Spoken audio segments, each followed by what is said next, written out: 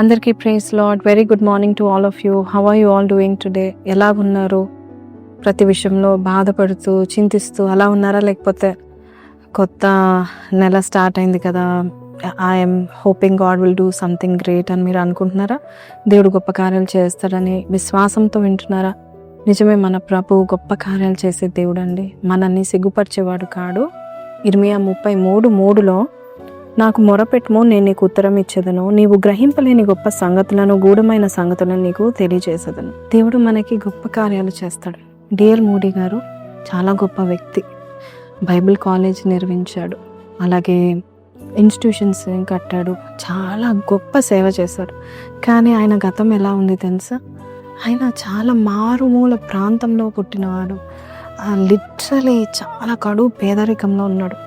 ఆయనని చూసిన ప్రతి ఒక్కరూ ఆయనను తిట్టే అంత స్థితిలో ఉండేవాడు.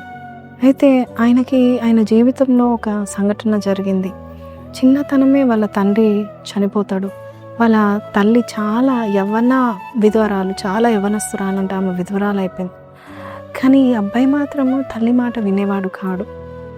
ప్రతిదానికి పోకిరితనంతో పొరపాట్లు చేస్తూ అలా జీవిస్తూ చాలా ఘోరంగా జీవించేవాడు.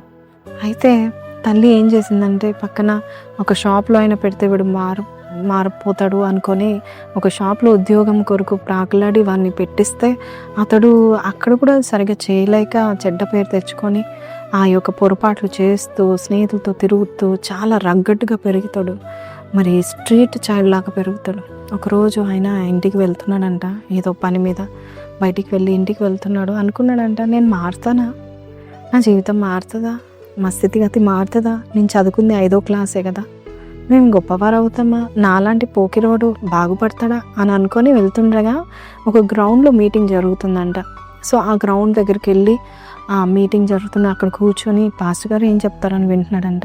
పాస్టర్ గారు వాక్యం అయ్యాక, ఎవరు మారు మనసు పొందుకుంటారో లేచి నిలబడండి అంటే ఈయన లేచి నిలబడ్డాడంట. ఎందుకంటే నేను మనసు మార్చుకోవాలి, నా పద్ధతి మార్చుకోవాలి అని అనుకొని లేచి నిలబడ్డాడంట.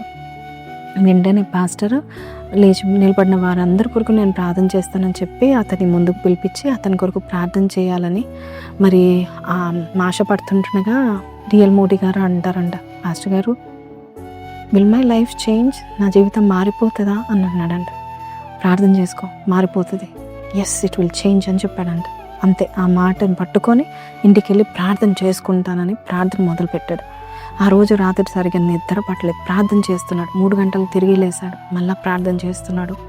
నిజంగానే అలా ప్రార్థన చేస్తున్న కొలది దేవుడు ఎన్నో గూఢమైన సంగతులు ఆయనకు తెలియపరిచాడు. ఆయన ఒక గొప్ప వ్యక్తిగా చేశాడు. లిటరల్గా ఆయనని చూసిన ప్రతి ప్రెస్ వాళ్ళు, జర్నలిస్ట్ ఏమనేవారంటే, నీకు ఇంగ్లీష్ గ్రామర్ లేదు, అలాగని ముఖం మీద కూడా గ్లామర్ లేదు, అంత గలీజ్గా ఉండేవాడివి, మాటలు కూడా సరిగా రాదు, నువ్వేంటి దేవుని సేవ చేస్తున్నావు అని తిట్లు కూడా తిట్టారు. కానీ దేవుడు ఆయనను గొప్పగా వాడుకున్నాడు. డిఎల్ మూడీ గారు బైబిల్ ఇన్స్టిట్యూట్ అంటే ఇప్పుడు ఎంత పెద్ద ఇన్స్టిట్యూట్. నీ జీవితంలో కూడా దేవుడు తన జీవితంలో చేసిన కార్యం నీ జీవితంలో చేస్తాను. ఒక్క చిన్న ప్రార్థనతో మొదలుపెట్టు, నీ జీవితం మారిపోతుంది. Your story will change. So ఈరోజు ఈ మాటలు వింటున్న నీ జీవితంలో నా వల్ల ఏం జరుగుతుందని నువ్వు అనక ప్రార్థనతో మొదలుపెట్టు.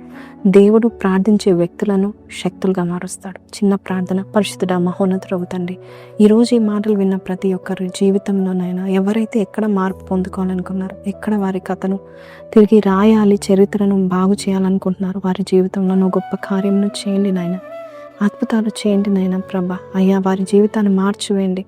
రానున్న దినాలు గొప్ప యోధులుగా చేయండి నాయన. నీ కార్యమును వారికి వెల్లడిపరిచి వారిని ముఖ్యులుగా చేస్తామని నమ్మచ్చు. యేసు పరిశుద్ధ నామములో అడిగి పెట్టుకొంచున్నాం తండ్రి, ఆమెన్. సో ప్రైజ్ లార్డ్ అండి. ఈరోజు ఈ మాటలు విన్నారు కదా, దేవుడు మీతో మాట్లాడితే కింద కమెంట్లో God will change my story far my better అని పెట్టండి. అలాగే ప్రతిరోజు సాయంకాలం 40 days ప్రేయర్స్ జరుగుతున్నాయి, మీరు అందరు రావాల్సిందిగా కోరుచున్నాను. సో మేమందరం ఒక హాల్, SCPC గచ్చిబౌలిలో హాల్ తీసుకొని నడిపిస్తూ ఉంటున్నాము. దేవుడు మిమ్మల్ని ప్రేరేపించినట్లయితే, మరి మీరు విత్తాలి అని ఆశపడినట్లయితే 40 daysకి ఎవరైనా విశ్వాసంతో ₹1000 మినిమం ₹1000 విత్తాలనుకున్నట్లయితే మీరు విత్తండి.